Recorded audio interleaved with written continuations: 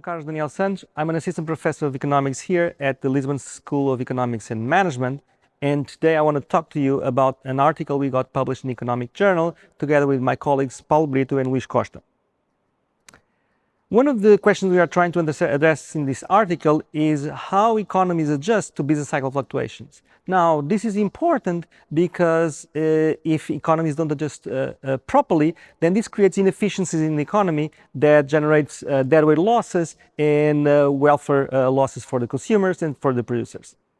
So one of the important aspects of these adjustments is how firms adjust their prices when there are shocks to business cycle fluctuations. Okay. So in this case, what we try to look at is how price adjustments evolve, or markups in this case evolve as, for example, the economy enters a recession or as the economy expands. So we got this very nice data set from the National Statistics Office that allows us to do exactly that, to disentangle the demand side from the supply side. Now, what we find in this article is that overall markups seem to respond in a counter-cyclical fashion with business cycles. What does this mean? It means that when the economy enters a recession, then actually firms increase their markups as a response.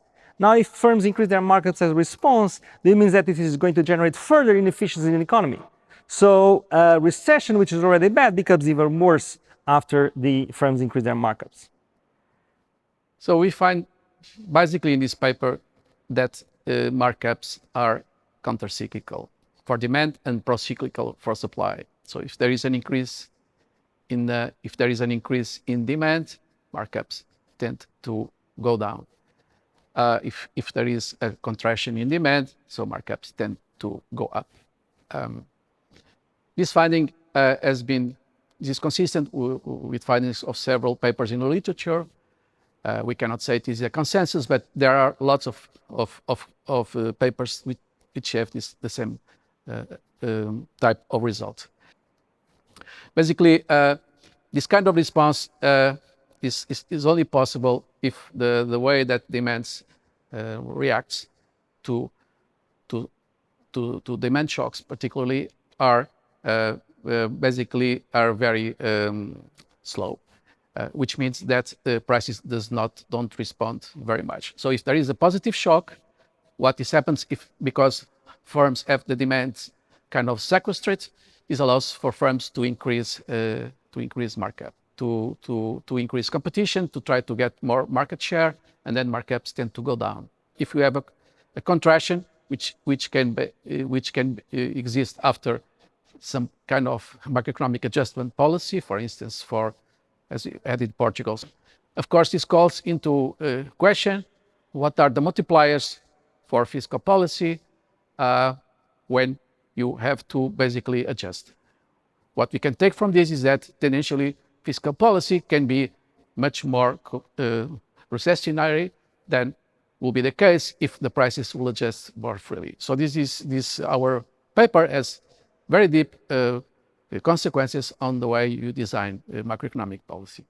Okay, so one empirical question that we try to answer with our paper is how do prices and marginal costs adjust to the business cycle? This is not important just from the point of view of the past, for example, explaining what happened during the fiscal adjustment in the 2010s in the sovereign debt crisis in Portugal, for example, where our findings point towards that, in fact, the adjustment program may have exacerbated the recession in Portugal. So the way we do it is by using a rich set of data that matches prices and productions at the firm level with accounting variables and financial variables from the firms. This is what makes possible to distinguish between demand shocks and supply shocks for the firms in that period. So we estimate a structural model using this data, and that's how we reach these conclusions.